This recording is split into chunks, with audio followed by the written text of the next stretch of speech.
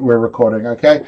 So, Sarah, it's time for you to come on microphone. So, Sarah Mercer works at the University of I can't speak anymore. You think after 3 times I'd be able to get it out, wouldn't you? University of Graz. I've had the pleasure of working on many projects, etc., with Sarah over the years, and is someone I admire very much. Her book, Exploring Psychology in Language Learning and Teaching, I think has been one of the most influential on me over the last few years. And after you've seen this webinar, you will go rush out and go buy it. So over to Sarah for today's webinar. Thank you so much, Sean. Talk about a build-up. You're going to make me really nervous now. Hello, everybody. It's lovely to see you. It's nice to be here. This is the 3rd time I've done this in a row now, this webinar, so I'm feeling a bit sort of spooked that I'm going to keep thinking I've said this before, and I have, but I said it in one of the other webinars over the last 2 days. Okay, let's get going.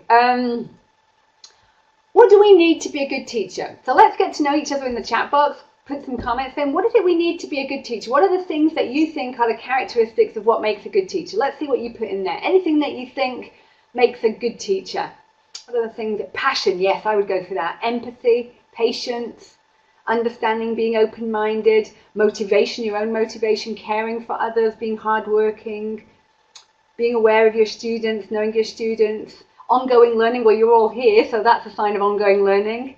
Love for the profession, commitment, happy students, connecting with the pupils, empathy, humour, motivation. Goodness, a lot of lovely things there. Yes, I couldn't agree more strongly, and that's why I'm doing the webinar on motivation and psychology and passion and aspects. All the things that you're talking about are things to do with the human element. I've included a quote here from Maya Angelou, and I think it's a lovely way to think about how we are the teacher. People will forget what you said, people will forget what you did, but people will never forget how you made them feel. And I think that is such a great quote, and I think it is such a, it captures so nicely what it is that teachers can do. They might forget the materials they did, they might forget things that we did in the class, they might forget certain things that we said, but they will never forget the feeling that they had in working with us and being in our class.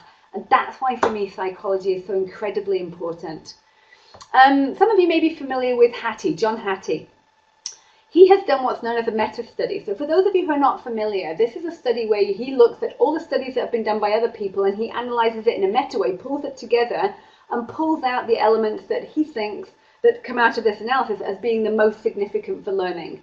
And 2 factors came out very strongly, the learner and the teacher. So the learner as a person, all the things that they bring with them to the experience, and the teacher as the learner and all the things that they bring to that experience and that encounter.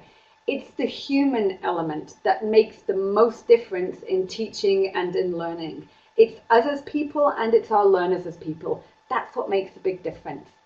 So this is why I'm interested in psychology, and this is why I think psychology is so important for us as language educators.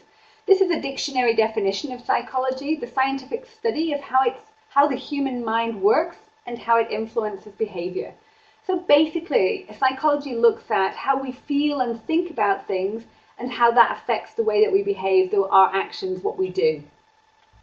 I put 2 quotes here that I'll just give you a second to read quietly to yourself about psychology and why it can be influential in what we do. I'll just let you read for a second and not interfere.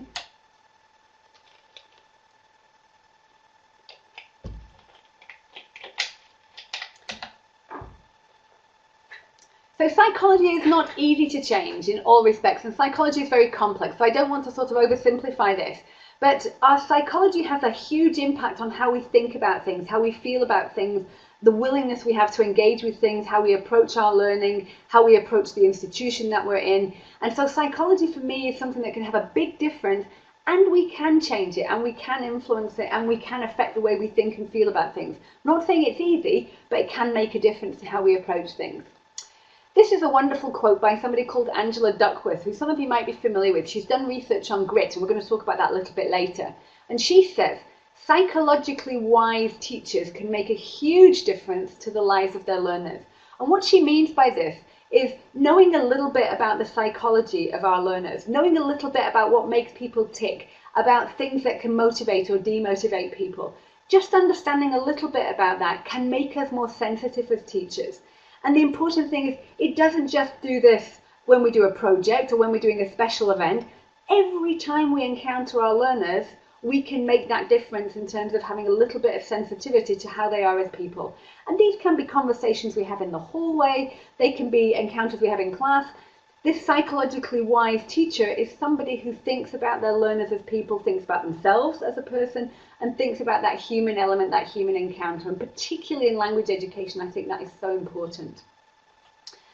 So I struggled to think about what are we going to talk about today. There's so many things that I could talk about in relation to psychology. It was really hard to sort of pick what I wanted to talk about. So I chose these 5 things.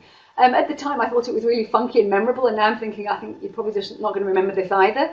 But I decided to look at what I've called the 2 Gs and the 3 Cs. Looking at a growth mindset and grit, the 2 things actually go together. They're very closely related. And then looking at learners' sense of competence, their sense of control, and their sense of connectedness. And I'm going to talk about all 5 of these in turn now. So the first thing that I'm going to talk about are mindsets. And some of you might be familiar with this already. Please bear with me if you are. I want to talk about this because for me, this is kind of the foundation of many of the things that I'm going to talk about later. Mindsets are the way that we think, what we believe about the nature of our abilities as language learners. But it can be about all kinds of things, about the nature of intelligence, about the nature of relationships, personality. We can have mindsets about all kinds of things. But fundamentally, I'm talking about how do people think about the ability as a language learner? Do they think this is something that you either have it or you don't? You either got the gift, the language gift, or you don't? Or do they think that this is something that they can develop, they can grow, they can become better at? And the other word for mindsets in the psychology literature is called implicit theories. And this term's quite important to think about because it explains that mindsets are often very deeply rooted beliefs that we might not even be conscious of. They can be called to consciousness, but it might be something that if you said, you wouldn't be able to articulate your mindset easily. So that's the other word for it. And that shows that they can be tricky to change and they take time. It's not something that changes easily, but they can change. So there are 2 mindsets fundamentally. And really, and this came up in one of the webinars I had earlier today, really these can be best thought of perhaps as along a continuum. So that there is, well, at one end you have people who have a fixed mindset. So a fixed mindset means that they believe that language learning is something you can either do or you can't. You've either got the gifts and the abilities or you haven't. Now, it doesn't take much to imagine that if you feel that your language learning abilities is not something you can change, why would you even try? So you're going to give up early, you're not going to persevere at things, and every time, the first time you encounter any difficulties, you're just going to say, it's not for me, I can't do it, I'm not a languages person. And what we want our learners to have is we want them to have a growth mindset. We want them to understand that their abilities as a language learner is something that can be developed. It's not they either have it or they don't. It's that we all have something that can be developed further. So you can build on what it is. It's not to say that everybody can reach the same level of ability, but it is to say that we can all always improve on where we are currently. And that's a fundamental belief we want our learners to have, is that their abilities as a language learner are not set in stone, it's not a given, but they can always develop and move forward and become better at what they're doing. This is just a lovely graphic taken from the Centre for Competence. I should also add all the other graphics, unless it says so, are either my photographs or they're taken from Pixabay, unless it's referenced like this. 2 ways of looking at intelligence in this case, or we can talk about language learning ability. Is it set in stone? Is it fixed? Is it concrete? That's my ability? Or is it like a plant? This is my ability at the moment, but it can grow, it can change with the right kind of conditions, it can be developed. And that's what we want our learners to fundamentally believe about their abilities. Yes, Flora, like a plant, we want our learners to feel that their abilities as a language learner is something that can develop, can grow, and with the right kind of conditions can improve. I put some examples here of the kinds of things that somebody with a growth mindset thinks. Because when you've got a mindset, a growth mindset, it links to all kinds of other beliefs. And you'll see that I keep connecting many of the things I'll talk about today back to the idea of a growth mindset. So for somebody with a growth mindset, having to work hard at something, having to struggle at it and put a lot of effort in is not seen as something negative. It's not, oh, if you have to work hard at this, you're not good. It's just, yeah, that's part of how you get better at things. Feedback is seen as something that you welcome because you know that with feedback you can improve. It's not a threat to your sense of self. It's not a threat to your abilities because you understand that feedback is something you can work with and it can help you to get better. It's not challenging that. Failure is an opportunity to learn. You see very much that if you fail at something, well, that's not a definitive statement of your abilities. It's your abilities at that moment in time, and you need to improve and do something different and change something. So you see that as an opportunity to get better.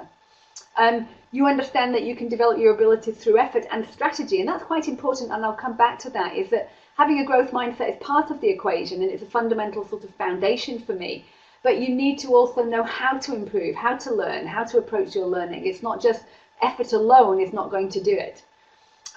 You're happy to try new things. If there's an element of risk, or if you risk failure, it's not a threat to yourself. And you want to master things rather than just display ability. You want to become good at it for the sake of learning it, rather than just being able to show to others some kind of display behavior. I'm good at this, look at what I've done. So these are the kinds of attitudes that we want, that these kind of attitudes go together with a growth mindset in our learners.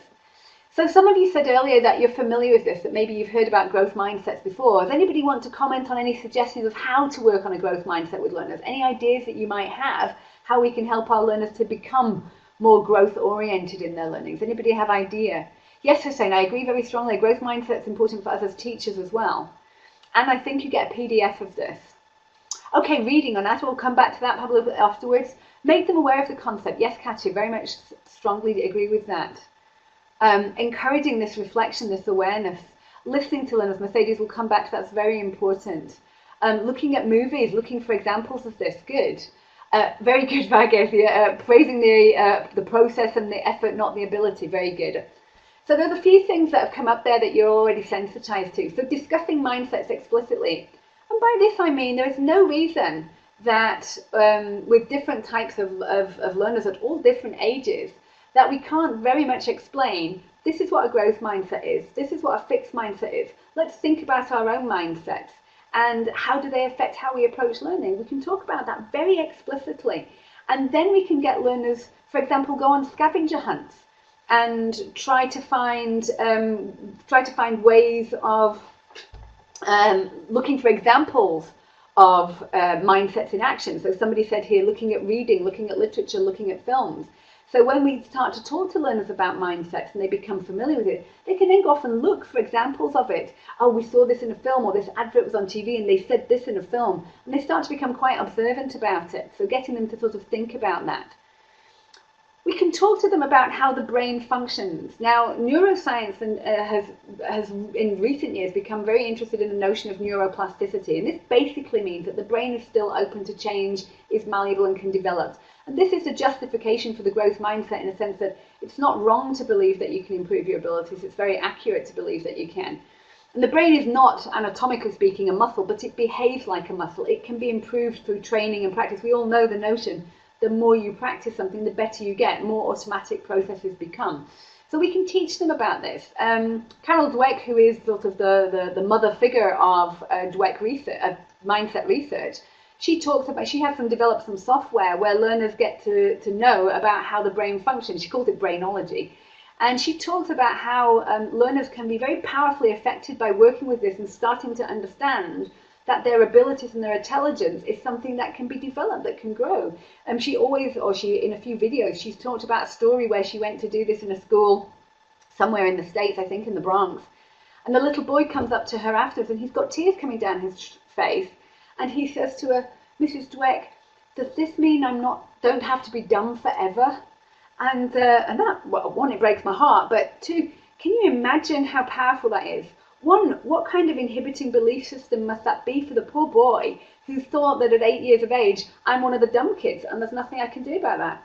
And suddenly to think, I don't have to stay dumb forever. There's actually something I can do about that. That's something I can change. How powerful is that belief? I mean, how empowering is that to realize that you can develop your abilities? It's not that everybody is going to develop to the same level, but there's things that you can do. The other thing that people pointed out here is looking at teacher talk, watching how we talk about language. So we have to be careful that we don't inadvertently suggest fixed mindset beliefs. So even though I've been researching this for 10 years, I'm passionate about this topic, I still catch myself sometimes saying things, oh, he's got a natural gift for learning. And that's just absolutely the wrong thing to say, not only for that learner because it gives them the idea I have a gift, I have something natural, I shouldn't have to work at it, but also what it means to everybody else who hears you say that. So we need to be focusing in our feedback strategies on looking at how learners approach learning, looking at the effort, looking at the process of how they're going about it, avoiding things like generic praise. So not, for example, saying, oh, I don't know, Alina is really good at vocabulary, but saying, Alina, you did really well in that vocabulary exercise. You must have prepared really well. I can see how you've changed all the Y's to I in the plurals. You did a really good job of observing that. Well done.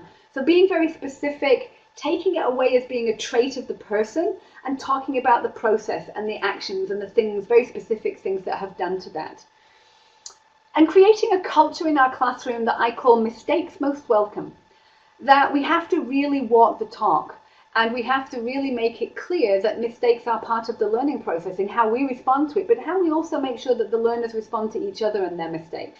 That there has to be a culture and a community and an atmosphere in the classroom where nobody is laughed at for making mistakes, and that mistakes are seen as a fun part of classroom life, that we actually spot how we can develop these. If you're not making mistakes, we have to say, you're not pushing yourself, you're not going out of your comfort zone, you're not developing, you're not growing, always staying with the same vocabulary, not making mistakes, it's safe. But that's not how you learn, that's not how you grow. And the power of yet. So if you Google Dweck's YouTube talk, she's got several, but she's got one on the power of yet and the perils of praise. And she talks about how this is a very powerful word in English, so that if we have learners who come to us and they say, I can't do that, you can say, well, you can't do it yet, but you might be able to do it with the right kind of strategies and time and investment and energy and approaches. So that the power of yet is this notion that you might not be able to do it now, but it's not to say you can't do it later or in the future, but you need to want it, you need to want to improve, you need to have the opportunity and the resources to do so, and you need to have the time that you're willing to invest and the strategies of how to go about learning and how to improve. And finally, I think this is really important and has been overlooked in a lot of the discussions on growth mindset. So growth mindset is, for me, the foundation we want our learners to have. They fundamentally have to believe that they can improve their abilities, and lots of the other things I will talk about are sort of built on that foundation. But we also want them to know how to do it. We need to have them teach them strategies. Strategies were very powerful in the sort of 1980s, and then they went out of fashion again, which is a kind of a shame. We make the assumption sometimes that learners know how to learn, how to go about their learning, how to organize it, how to become disciplined as a learner.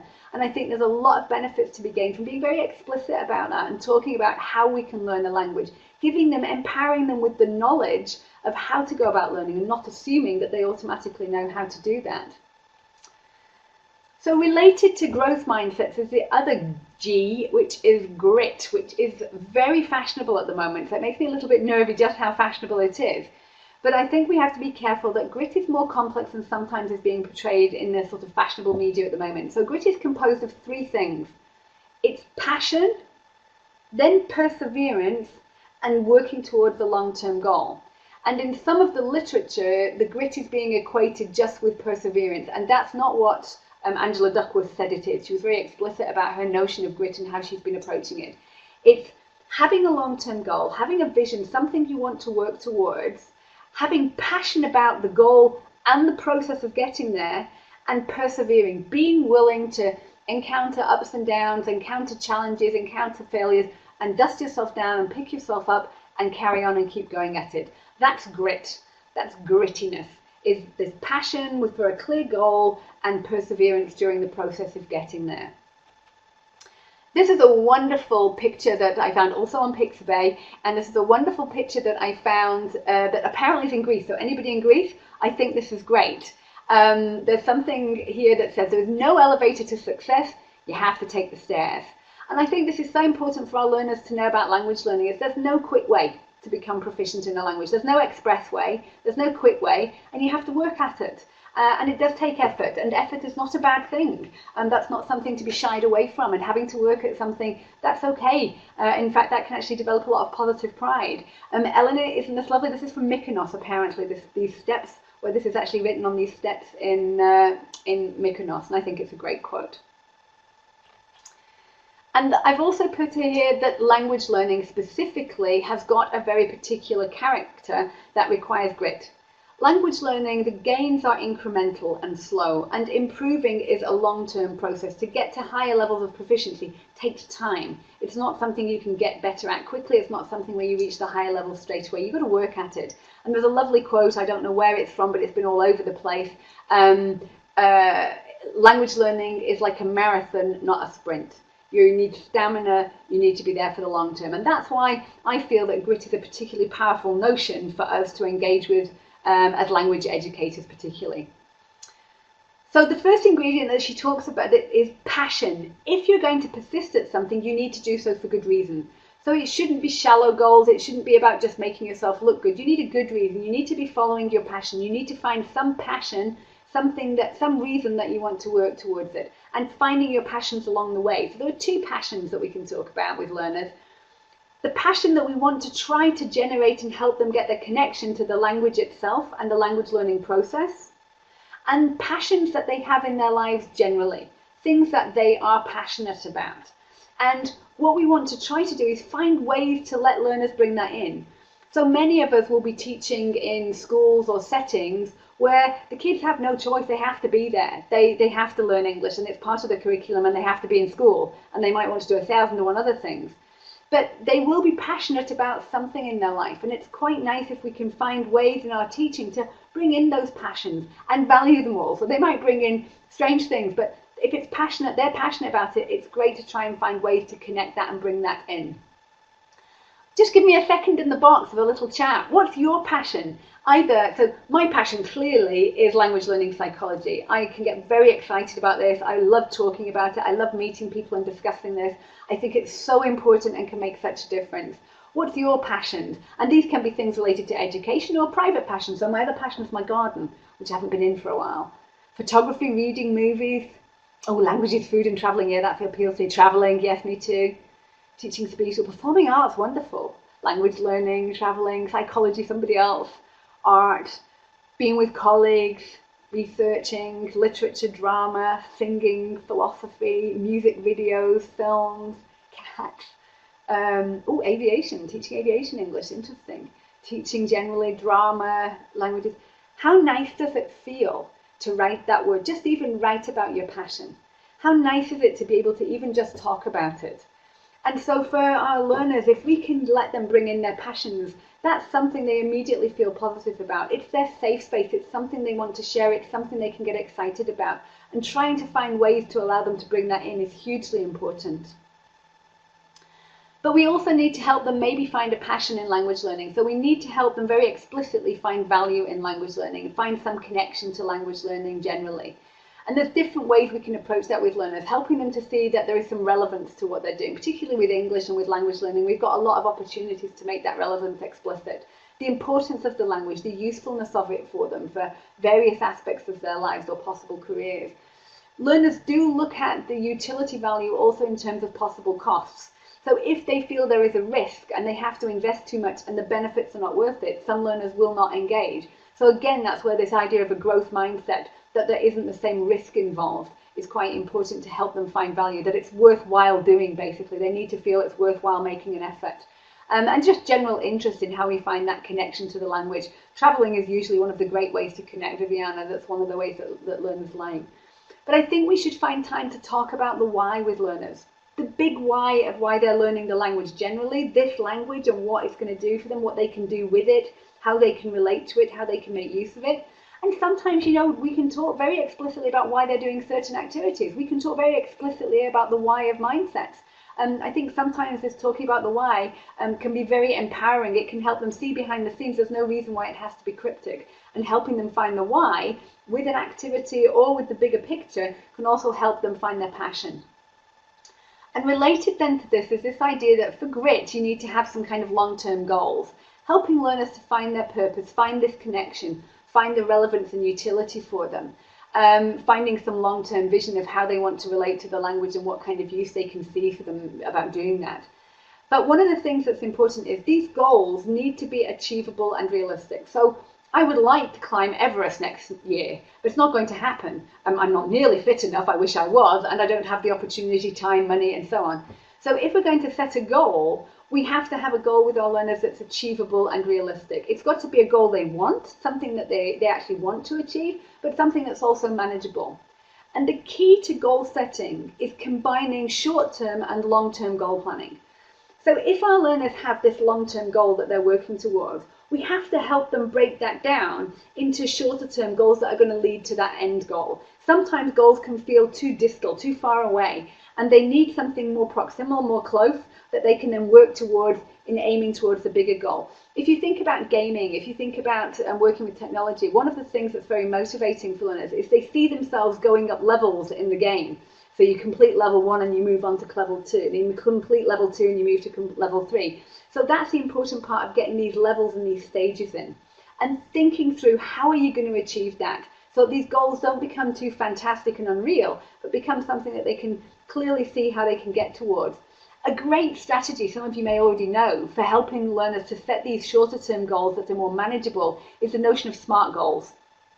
SMART goals says that goals need to be effective if they are specific, they are measurable, so you know that you've achieved your goal, there's some way of measuring that they're achievable and realistic, and that they're time bound, that they're timely, that there is some way of measuring the time. So I could say, oh, I want to read that book. I'm going to read that book. It's a great book. I want to read it. Or I can say, I want to read 2 chapters of that book by Monday, and I'm going to read another 2 chapters of it by next Friday. So I make it very specific. I'm realistic about how much I can probably manage to read in that time, and I set a very fixed date to when we want to get it done by. And that's a way of making these goals manageable so that learners can set them themselves and see how they make progress. Making progress towards your goals is extremely empowering and very motivating. I'm going to give you something now, a little snippet in between. This is a lovely boy. I hope he has the same effect on you as he does on me. I find listening to him extremely motivating for me as an educator, and he's a great example of both the growth mindset and also the notion of perseverance, which we're going to go on to in a minute. Sean, can I please ask you to share the video? My first name is Anthony, and my last name is Nguyen. My grade is 3Y. Well, my favorite subject is nearly everything. I like about teachers that they're very patient, don't rush me that much, they can explain easily. And there's one more thing that they always tell you to not give up. That's where I got all the words I'm using right now. Or I got my math, multiplication, division, most of my division came from YouTube. And I think they're important because like any question will have an answer. I learned that from like a teacher, I think. Never give up, and each question has an answer combined. Makes together like nearly the main goal of my life. Like the purpose of my life is just like zoom forward, don't give up, endless.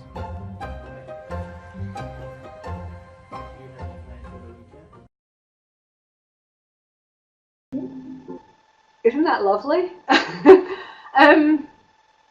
I think that's just, he's such a lovely example. It just reminds us that as educators we have this incredible responsibility but a privilege to help people find that motivation, that idea that they can learn, that they can improve. And it's not just with kids. If you're working with adults, you can have that same effect on adults. You can help them to see their own potential and not give up and keep persevering at things. I mean, how empowering and how lovely is that?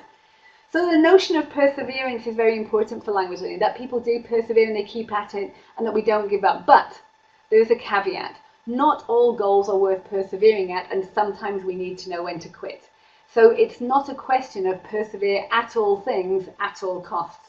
The goal has to be worth pursuing, it has to be realistic, it has to be achievable, and it has to be worth the investment of time and worth persevering at.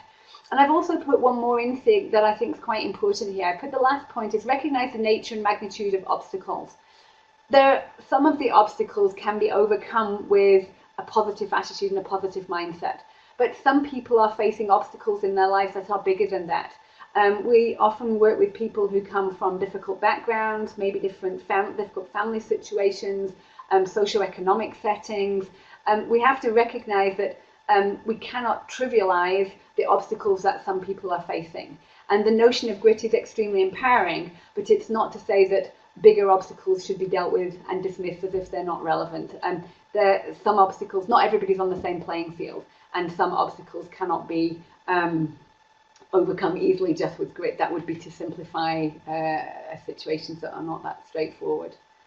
But also the last thing I wanted to say is perseverance is not new. So the notion of grit This notion of persevering is not new. Now, this is a chance for me to see. So I've been checking how now this morning, and Sean and I have discovered that we both had this, is that when I was a kid at school, and my parents had a really favourite phrase, and maybe some of you know this or something similar in your own languages: if at first you don't succeed, try again. Was I the only person who had parents or families that said this, or teachers that said this? Anybody else have this?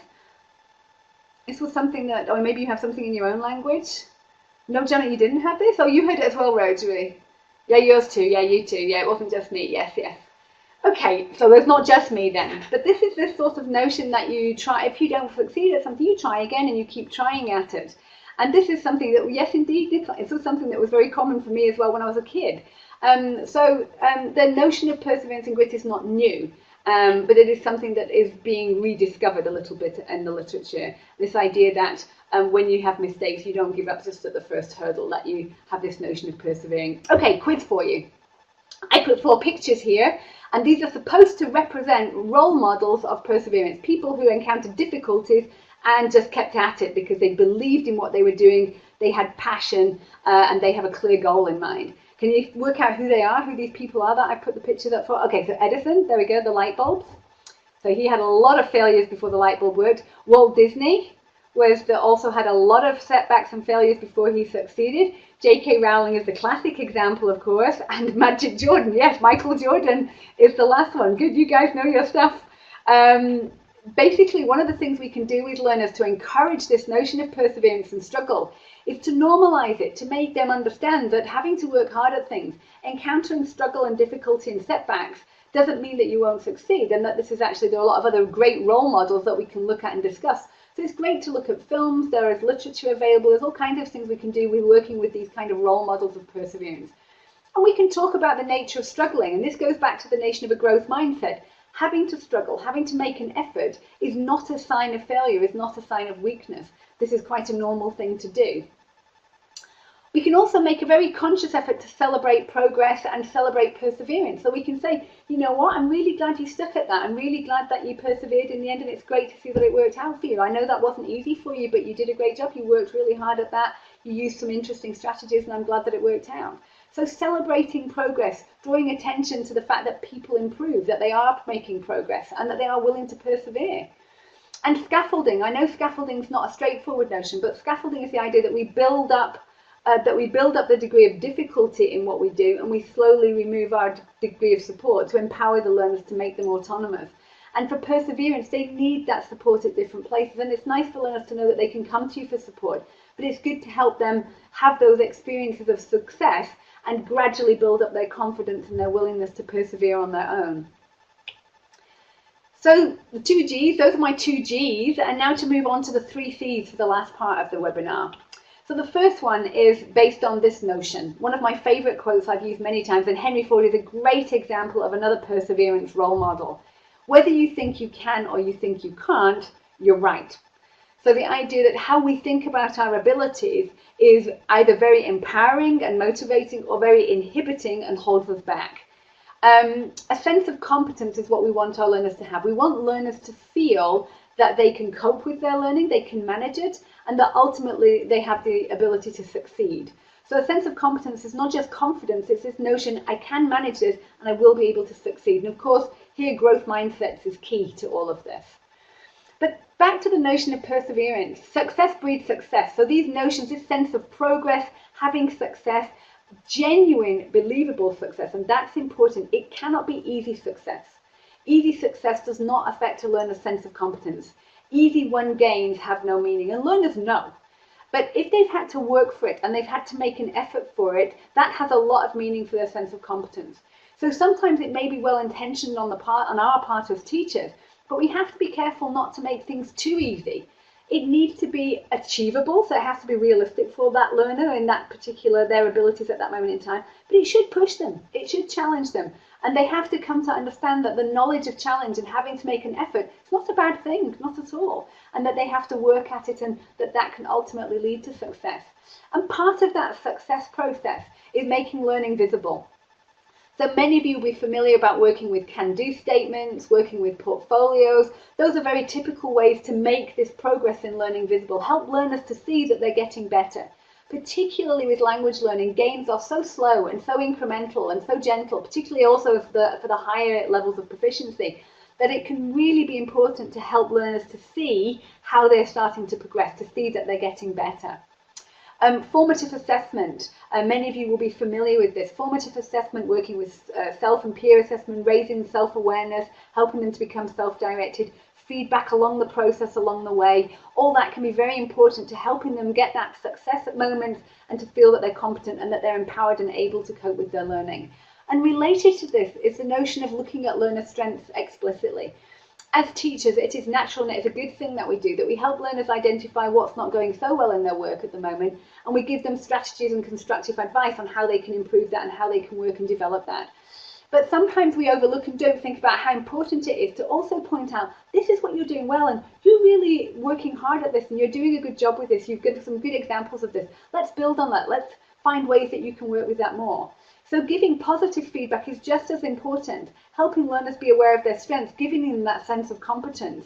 But it also needs to be not vague, empty praise. It has to be also specific, and it has to be constructive, and it has to be in a way that helps them know what to do with that positive knowledge. And I think it's important to hold these high expectations for all learners. That doesn't mean all learners have the same expectations of them, but it means that we don't treat any learners we don't give them the excuse to say they don't need to make an effort, they're not very good at that, they don't need to make an effort. No, we expect all our learners to do the best that they possibly can, because that's a sign that we believe in them. We believe that they can improve, and I expect you to make a proper effort with that. I expect you to work at that and do the best you can. Mary Myatt has a lovely way of expressing this, that she said, we encourage high challenge in our learners, and high challenge is different for each learner, but high challenge for that learner, but in a low threat, safe environment. So that developing your competence, that's right, having differentiated expectations, but high expectations for that person. So everybody has high expectations of them, but what those expectations are differentiated according to their abilities. I'm just going to move across that. A sense of control. Now we can help learners to have a sense of control in two areas, in two parts of their lives. Over what happens to them, and so that comes up to something that somebody commented in the chat box earlier.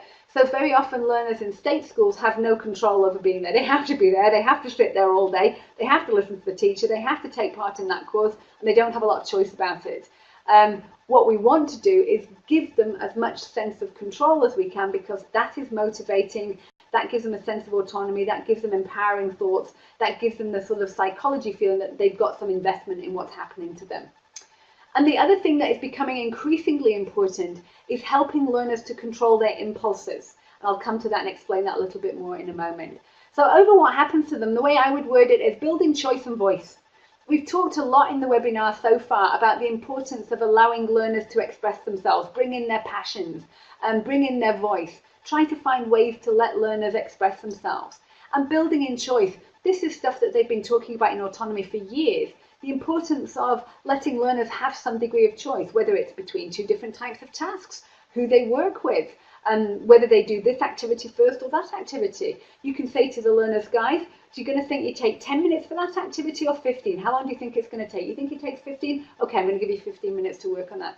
Little things are a sign of respect to the learners, that you are giving them voice, that you're listening to them, and it gives them that feeling that they have some control over what's happening. And the other thing that we need to make sure is that when learners experience a success or a failure, whichever one they experience, that they have a sense that the reason for that is something within their control. So whatever we experience, successes or failures, we explain it not only to ourselves, but to other people around us. And these are called attributions. And what we want people to do is attribute, give reasons for that success and failure, both of them, to things that they can control. It's because I used good strategies, it's because I worked hard and prepared well, it's because I worked with my colleague and we spent time and had some good ideas together. Because that's something they can build on, they can use it again in the future, it's something they can develop. If they say, oh, it was just good luck that I was successful, or it's because the teacher wrote an easy test for us, that's not something that they can build on. That's just luck, and it's out of their control, and that's not going to be very empowering for them in the long term. And the other thing that I wanted to talk about is the importance of impulses and being able to control their impulses.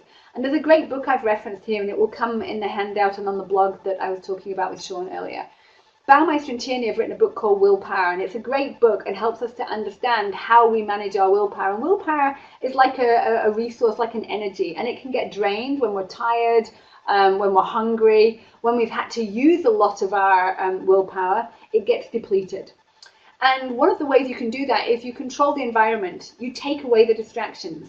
Now, I've been seeing in some of the chat box, sometimes we want learners to work with their mobile phones. It can be very exciting. There's lots of great things they can do with their mobile phones.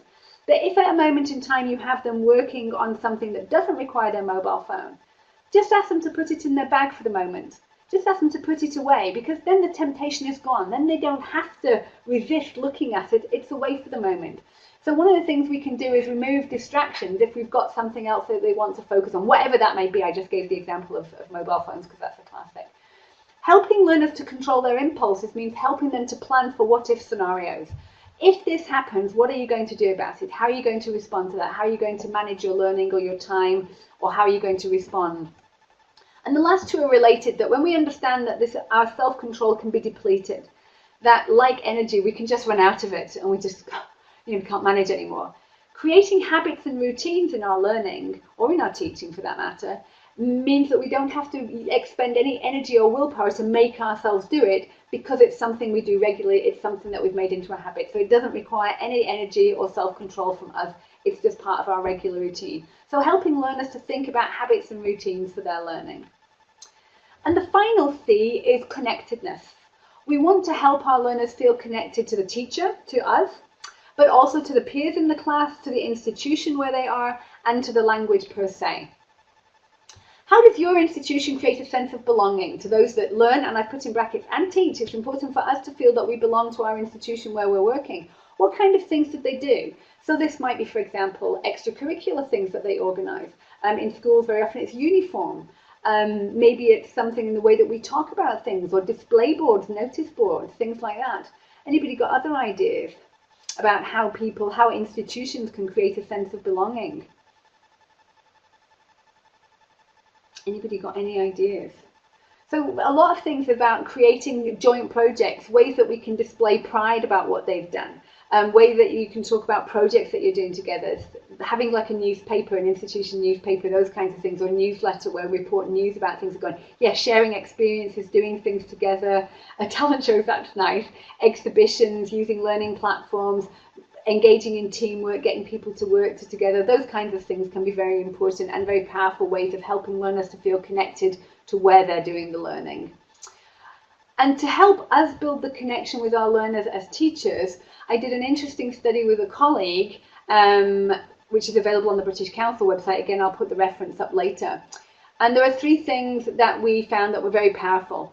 Helping learners to have trust and respect between themselves, but also between the teacher and the learners. For teachers to be empathetic to learners, to understand what they're going through. So it's very difficult sometimes not to make judgments about learners and not to interpret their behaviours straight away and think we know why. So for example, when learners don't do the homework, the immediate response is to think, oh, they're too lazy, they can't be bothered. And actually, it can be important to think about, might there be other reasons for that? What things might be happening in their home life? Sometimes learners deliberately choose not to do homework because they're convinced that they're going to fail. And if they're convinced that they're going to fail, if they have no confidence about their abilities, it's easier and more comforting afterwards to say, I failed because I didn't do my homework, rather than risk the feeling, I failed because I can't do it.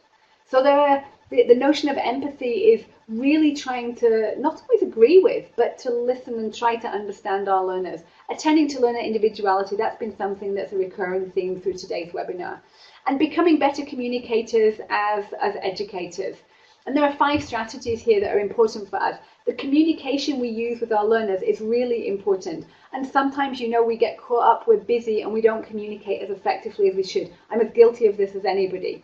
But one of the things we can do is take time to be curious about people, ask them questions, find out about their lives, show interest in them as people. I love this quote. The guy's called Jim Knight, and he's written a book called Better Conversations, and it's a book deliberately for educators, and he argues how important it is to be a good communicator as an educator, and how sometimes that's one of the things we struggle with, because we're so focused on communicating to others that we forget sometimes that we also need to be an audience and we need to listen. Being an active, constructive listener, really listening to what people are saying, not jumping in immediately when somebody said something with our own take on it, but letting them listen, letting them talk, being constructive, asking open questions of people. Also these small, what they call micro conversations. So if you meet somebody in the hall, just a quick 2-minute comment. Oh, by the way, I saw your football club did well at the weekend. That's great, you must be pleased. Or how did your concert go that I know that you were playing at? So just these little bits, these micro conversations can make a massive difference to helping learners feel a sense of belonging, helping them feel a sense of connectedness, and to build a positive rapport with our learners. And the last point is important on all kinds of levels, is extend your wait time. In conversations, don't always jump, and I'm guilty of this, I know, don't jump in with your response and your take on things. Give them time. Allow for a little bit of silence occasionally and let them have a think. Give them time to respond to things. And in class, when we ask questions, the research is very, very clear on this. Just extending wait time by only 3 seconds can make a massive difference to the engagement of the class and who takes part. And sometimes as a teacher, we jump on the first person who puts their hand up. Oh, yes, okay, your answer. And if we just allow a little bit of wait time, you'll find that more people start to put their hands up and there are more people that can get involved, feel connected, feel part of the action. So I think that communication is one of the key things we can do to develop a good psychology within the class for learners in relation to the institution, but also in relation to us. The final thing is in terms of fostering positive group dynamics. There are all the usual things that we can do. So to help learners to connect to each other, working with icebreakers, team building tasks, thinking about how we arrange the seating, that can have quite a big impact on the mood of the room and how people interact. Mixing up the partners, getting people to work with other people so that they become comfortable with each other and not just with their own little posses.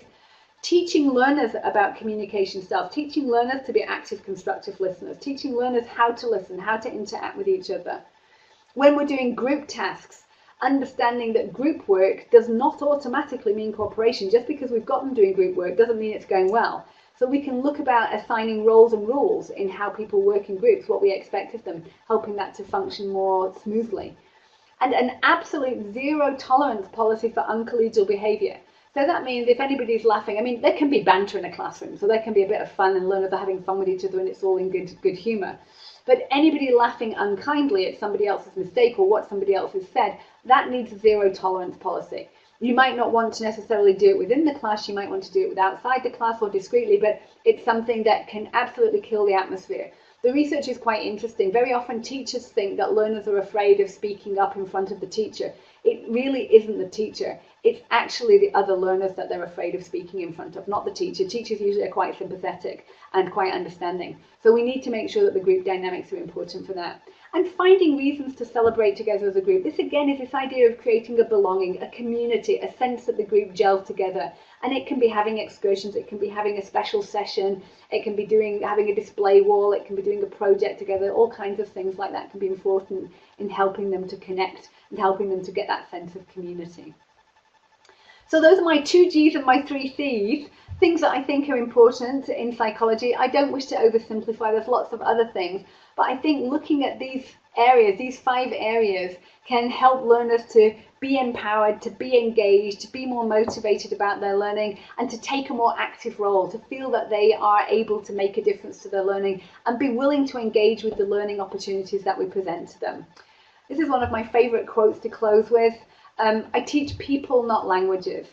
For me, the first and foremost is about the people that I'm working with, the relationships that we're trying to build, the learners that we've got, ourselves as individuals. It's the people that matter, it's their psychologies that matter. It's not just about the language, although that's important too.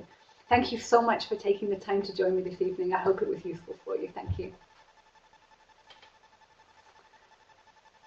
So now I think I have 5 minutes for questions. So let me have a look at some of the questions in the question box. I hope that was useful. Thank you for your comments. So I've got a question here. Okay, so the question was from early on in the webinar is about how to overcome inertia. So when learners are maybe not being motivated, not being engaged, hopefully many of these things will make a difference. What we want to do is we want to get learners, if you like, in the right frame of mind for learning, and many of these things will put them in the position where they're willing to engage. But we still do need engaging materials. We need to think about task design. We need to think about the materials we use. But for me, working on their psychology, getting them into the right attitude, the right frame of mind, feeling empowered, feeling motivated, feeling that they can make a difference and that their learning is worthwhile, that puts them in the right place so that they're ready to make use of the materials, resources and learning opportunities that we create for them. I'm sorry, I'm reading a question in case you're wondering what I'm doing. Okay, so Nicola asked about teaching how to learn. So yes, I mean very clearly, I do mean sort of study skills, and I mean strategies. I mean teaching learners how to learn the language, how to prepare for exams, exam taking strategies, but also how to learn vocabulary, how to find resources online, talking about things that they could do to give them more contact with the language out of the classroom. I think being very explicit about things like that can also be very useful for learners. We assume they know how to do this. Some learners might be independent enough that they do, but not all learners, and so can be quite helpful to make that explicit. Yes, that's Marjorie made a good comment. It wasn't actually a question; it was a good comment about the power of having goals within our control, so that when we set goals, these are not goals necessarily set externally, but we make goals our own. We have to make them belong and meaningful to us for them to have that kind of power. And the Jim Knight book is called Better Conversations. It's about how to become better as a communicator, as an educator, and it's very much focused on how to help learners and teachers interact with each other better. And the onus is on things that the educator can do. And honestly, if I had to distill the book into sort of one key thing, it's that we need to learn to be better listeners. And yeah, I sort of hang my head in shame a little bit here. As teachers, we tend to do all the talking. She says, having just talked at you non-stop for an hour. We tend to do all the talking as teachers, and we tend to be very focused on communicating, well-intentioned, but in getting our message to others. And one of the things that he stresses and gives lots of great examples is how important it is to step back from that and take the time to listen. Not listen in a sense that we're already preparing and getting ready for our response, but really listen and respond to what was being said to us, and listen and allow that other person to also respond and give chance for that listening to take place. That's a very good question. How to motivate students in the evening? Movement, honestly, is one of the best things to do. Get them up and moving. They just run out of energy, and that's understandable. The evening is tired. They've either been working all day, they've been doing something else. And movement doesn't have to be dancing around. Simply that you say you're doing a role play and you've met somebody at a bus stop, stand up, pretend you're at a bus stop. So literally just standing up, the research is very interesting, just standing up, not even moving, so you don't have to have them even walking around if your room's not suited to that. But just having people stood up can get the blood flow going to the brain and actually can be quite energizing. They will look at you at the beginning like, oh God, you're going to make us stand up now after all that. It's the end of the day. I don't want to stand up. But actually, you might even want to say very explicitly to them, trust me, honestly, you'll feel better about this later. And they stand up and have their conversation at the bus stop, and then they can sit down and carry on. And it can just give them a little bit of energy and a little bit of a boost. Getting them to move around, getting them to talk to other people, getting them to stand and sit in different parts of the room. Particularly if people are feeling stale, it's good to break expectations. So one of the things that can be empowering to learners is if they're tired. So routines can be very helpful, particularly for younger learners, but routines can be very helpful if we have to discipline ourselves to do something. But one of the things that can be very empowering for learners is to challenge their expectations, and that can pep you up immediately. Breaking their norms, breaking their expectations. So particularly, Pablo, for people in the evening who are feeling a bit tired, doing something a bit different at the beginning to start them off. Getting them out of their expectations of how they think this is going to go. That can just pep up and put a lot of energy into the room straight away. How am I doing for time, Sean? Have I got time? Shall I do one more question? 1 more minute, right? Okay, that doesn't give me long, does it? Is there one that I can pick that's a quick one to answer?